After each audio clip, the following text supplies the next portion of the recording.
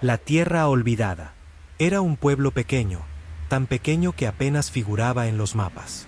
Los pocos que vivían allí decían que el lugar había sido fundado hace siglos por colonos que se adentraron demasiado en las montañas, lejos de las rutas comerciales, y que no se molestaron en regresar.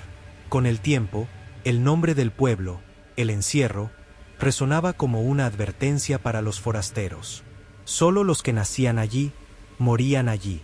La carretera de tierra que conducía al pueblo estaba bordeada de campos secos y granjas en ruinas.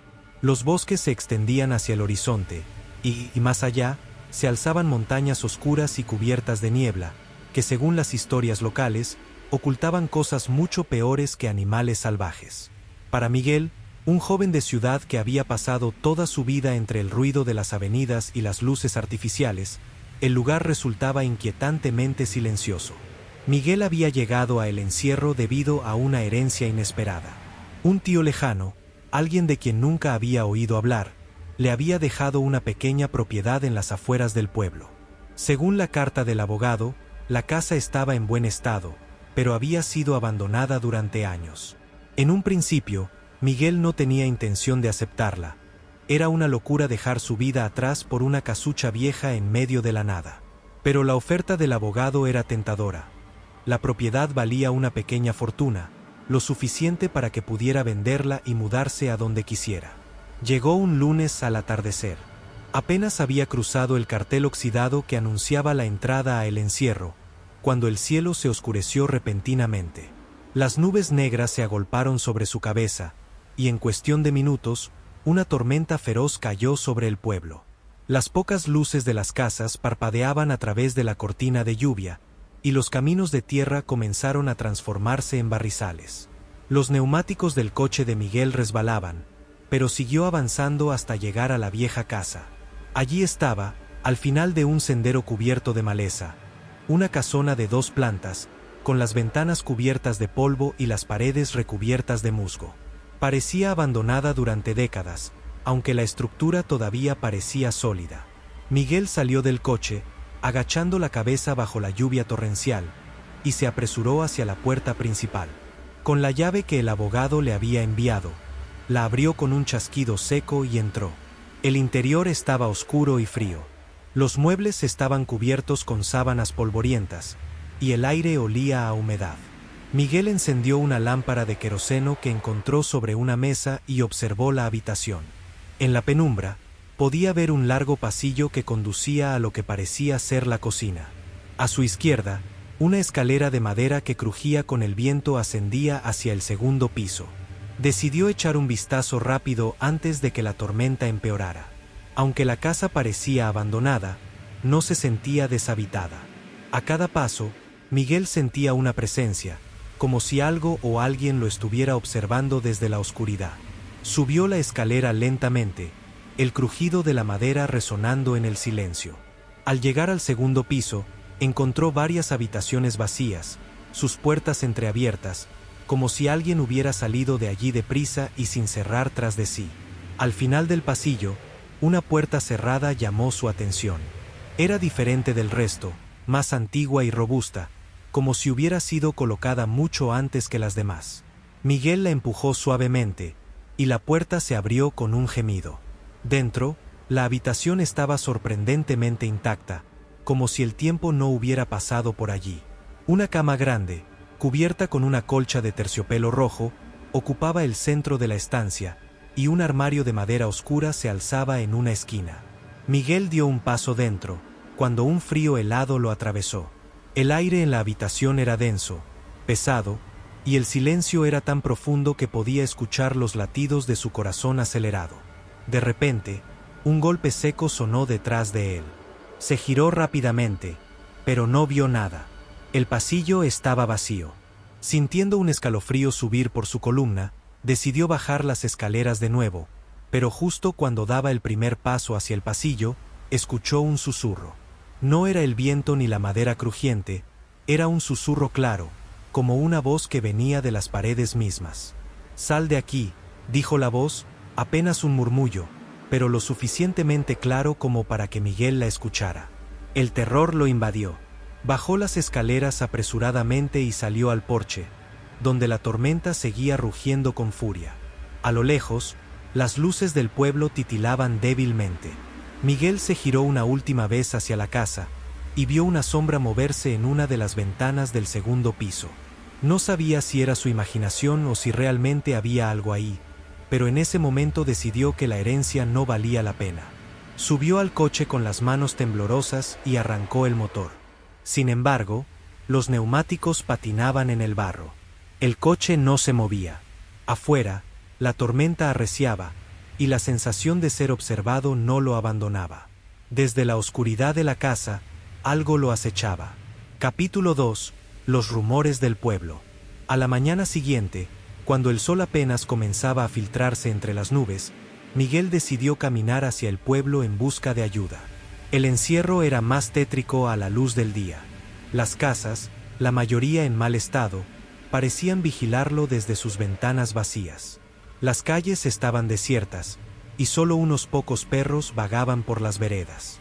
Al llegar a lo que parecía ser la tienda del pueblo, una vieja estructura de madera con un cartel descolorido, entró buscando a alguien con quien hablar.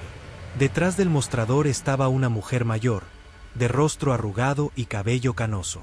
Cuando Miguel le explicó su situación, la mujer lo miró con curiosidad. ¿Tú eres el nuevo dueño de la casa de los Salcedo?, preguntó la anciana, con una mezcla de sorpresa y lástima en la voz. Miguel asintió, incómodo con la mirada fija de la mujer. Nadie ha vivido allí en décadas, continuó la anciana, sin apartar los ojos. Esa casa está maldita. ¿Maldita?, repitió Miguel, incrédulo, aunque un escalofrío recorrió su espalda. La anciana asintió lentamente, cruzando sus brazos como si de repente sintiera el frío de la tienda, a pesar de que afuera el sol trataba de abrirse paso a través de las nubes. Los Salcedo eran gente extraña, muy reservados. Nadie se metía con ellos, y ellos no se metían con nadie. Vivieron en esa casa durante generaciones, pero algo cambió hace unos 40 años. La mujer hizo una pausa, como si buscara las palabras correctas. La última de los Salcedo, doña Inés, desapareció de un día para otro. La gente decía que hacía rituales, cosas que no son de este mundo. Se murmuraba que trataba de mantener vivo algo que debió haber muerto hacía mucho. Miguel sintió un nudo en el estómago. No era de los que se dejaban llevar por supersticiones, pero las palabras de la mujer tenían una gravedad que no podía ignorar. ¿Y qué pasó con ella?, preguntó, aunque no estaba seguro de querer saber la respuesta. La anciana lo miró fijamente, sus ojos apagados reflejando la luz tenue de la lámpara colgante. Nadie lo sabe. Una noche, simplemente desapareció, y la casa quedó vacía. Algunos dicen que se fue al bosque para nunca regresar, otros que algo la llevó. Pero desde entonces, nadie se atreve a quedarse mucho tiempo en esa casa. Los pocos que lo intentaron, no duraron. Siempre había ruidos, sombras, cosas que no se podían explicar. Miguel tragó saliva, tratando de mantener la compostura. La tormenta de la noche anterior y los extraños susurros en la casa le vinieron a la mente, pero no podía dejarse llevar por esas historias de viejos. Se inclinó hacia la anciana, buscando algo de racionalidad en medio de todo ese misterio. ¿Y usted?, preguntó. ¿Ha visto algo en esa casa? La anciana lo observó en silencio por unos segundos, como si evaluara cuánto debía contarle. Luego, con un suspiro profundo, respondió: mi madre trabajaba para los Salcedo. Cuando yo era niña, me llevaba con ella a veces. Inés siempre fue amable conmigo, pero algo en esa casa nunca estuvo bien. Aún recuerdo una vez, tenía 6 años. Me había perdido en uno de los pasillos y vi una puerta que nunca había notado antes. Estaba entreabierta, y desde dentro se oía una música suave, como de un violín. Me acerqué para ver, pero justo cuando estaba a punto de entrar, mi madre me encontró. Me tiró del brazo y me dijo que nunca más me acercara a esa puerta. Esa noche, la casa tembló. Fue como si estuviera viva, como si quisiera sacudirse algo de encima. Mi madre nunca volvió a llevarme allí. Y poco después, Inés desapareció. Miguel sintió como la piel se le erizaba de nuevo. Esa sensación que había tenido la noche anterior Esa puerta cerrada en el segundo piso. ¿Habría algo más detrás de todo esto? Trató de sacudirse los pensamientos, pero ya se sentía atrapado en una espiral de dudas. Necesito arreglar mi coche, dijo, tratando de cambiar de tema. Se quedó atascado cerca de la casa. ¿Sabe de alguien que pueda ayudarme? La anciana asintió, como si le agradeciera internamente el cambio de conversación. Habla con Pedro, el herrero. Su casa está al final de esta calle, junto al taller. Él es el único en el pueblo que todavía se dedica a eso. Miguel le dio las gracias y se dirigió hacia la casa de Pedro. Mientras caminaba por las calles vacías, notó que algunas cortinas se movían en las ventanas a su paso. Parecía que los habitantes lo vigilaban desde las sombras. El encierro no era solo un nombre, era un sentimiento que se adhería a todo lo que tocaba. Cuando llegó al taller, encontró a un hombre corpulento, de rostro curtido por el sol y el trabajo, reparando una vieja carreta. Pedro levantó la vista cuando Miguel se acercó, y sin decir una palabra, asintió como si ya supiera lo que quería. ¿Tú eres el de la casa de los Salcedo?, preguntó Pedro con un tono directo, limpiándose las manos en un trapo sucio. Miguel ya estaba empezando a odiar esa pregunta. Sí, mi coche se atascó. Necesito ayuda para sacarlo. Pedro lo miró de arriba abajo, como si evaluara si Miguel realmente sabía en qué se estaba metiendo. Puedo sacarlo, pero no puedo prometer que lo arreglaré, dijo finalmente, tirando el trapo a un lado. ¿Ya has pasado una noche allí? Miguel asintió, aunque no supo si debía mencionar lo que había sucedido. No tenía sentido parecer paranoico delante de alguien que apenas conocía. No es un lugar para quedarse mucho tiempo, continuó Pedro. Algunos de los chicos jóvenes han ido por las noches, por curiosidad, y ninguno ha vuelto igual. Hay algo en esa casa que no está bien. Miguel apretó los labios. No podía dejar que todas esas historias lo asustaran. Quería vender la casa lo antes posible y marcharse de ese maldito lugar. No estaré mucho tiempo, dijo Miguel, intentando sonar despreocupado. Solo necesito que el coche funcione. Luego me iré. Pedro asintió lentamente, aunque no parecía convencido. Sin decir nada más, recogió sus herramientas y lo acompañó hasta donde estaba el coche. Capítulo 3. El corazón del misterio. El camino de vuelta a la casa fue en completo silencio. Pedro trabajó en el coche durante varias horas, mientras Miguel deambulaba por los alrededores. La tormenta de la noche anterior había dejado todo embarrado, y un aire sofocante se sentía en el ambiente, como si la naturaleza misma guardara un secreto. Mientras Miguel esperaba, decidió regresar a la casa para explorarla con la luz del día. Sentía que algo lo llamaba desde su interior, como una fuerza invisible que lo atraía hacia el corazón de ese lugar olvidado. Subió de nuevo al segundo piso, esta vez con más determinación. Pasó de largo por las habitaciones vacías hasta llegar a esa puerta antigua y robusta al final del pasillo. Cuando la empujó, el mismo frío que había sentido la noche anterior lo envolvió. El aire en la habitación estaba helado, como si el tiempo se hubiera detenido allí. Se acercó lentamente al armario de madera en la esquina, y, con algo de esfuerzo, lo abrió. Dentro del armario había algo extraño. Una serie de cuadernos viejos, encuadernados en cuero, cubiertos de polvo y moho. Tomó uno de ellos y lo abrió con cuidado. La escritura en las páginas era pequeña y apresurada, como si quien los hubiera escrito lo hubiera hecho con gran urgencia. Apenas comenzó a leer, una palabra resaltó entre todas: sacrificio. Miguel pasó las páginas amarillentas del cuaderno. Sus manos temblaban cada vez más.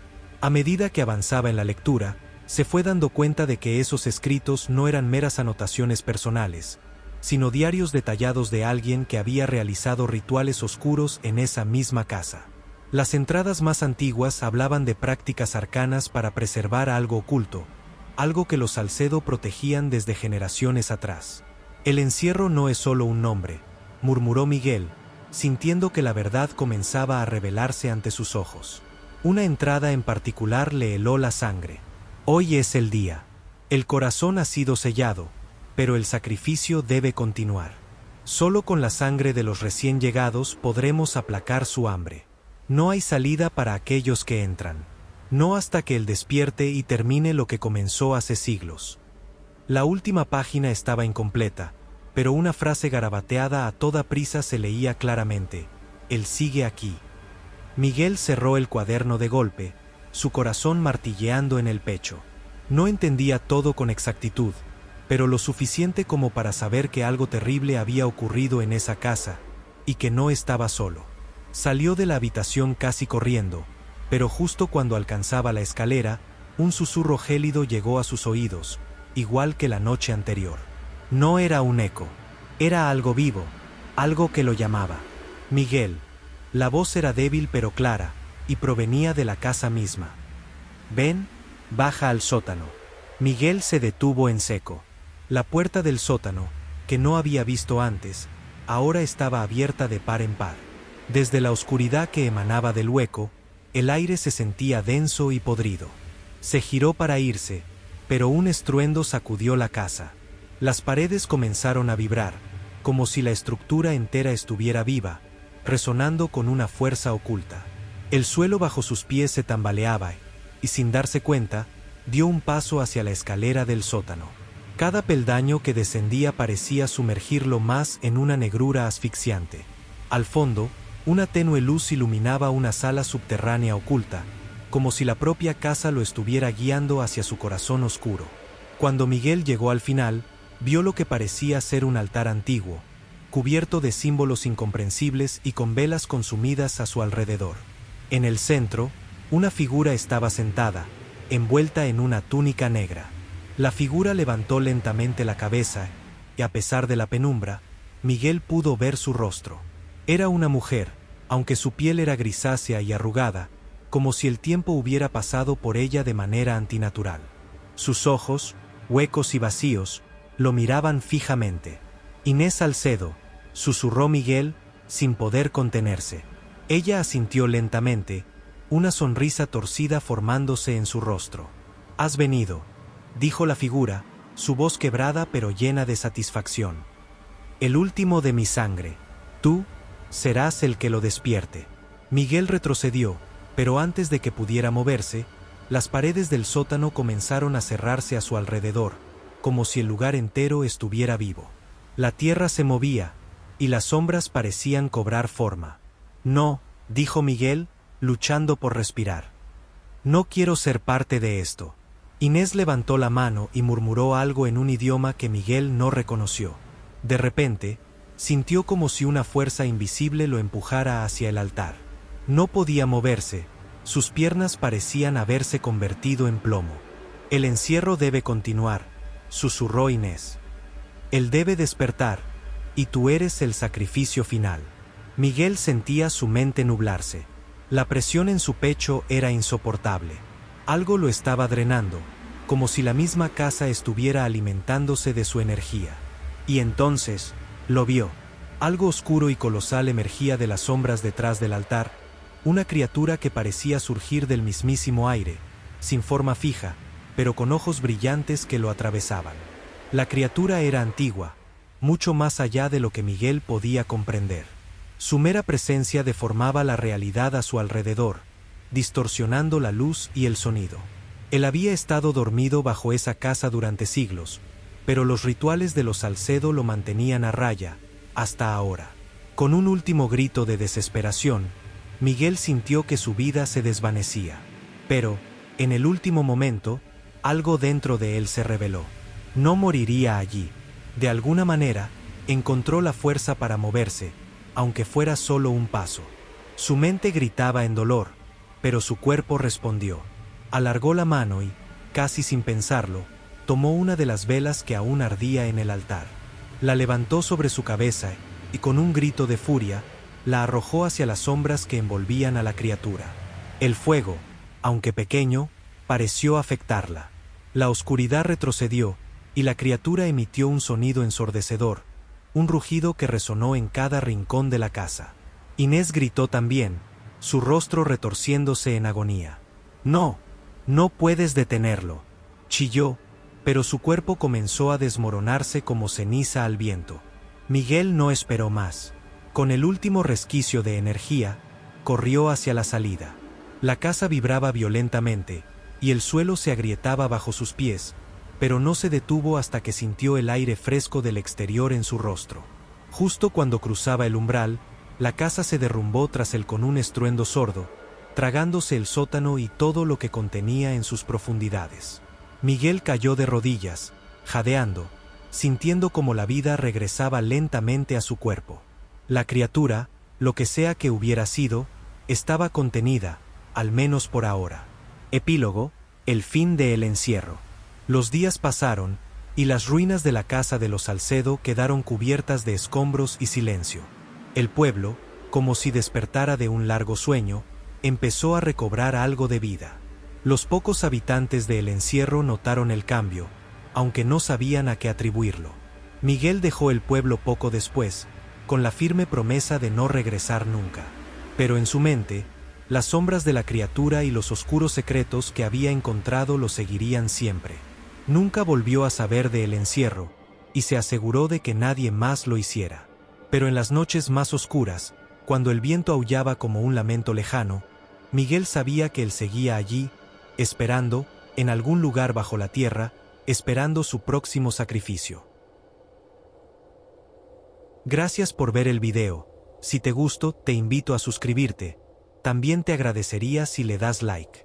Y puedes dejar tu recomendación de cuál quieres que sea el tema en los próximos videos en la caja de comentarios.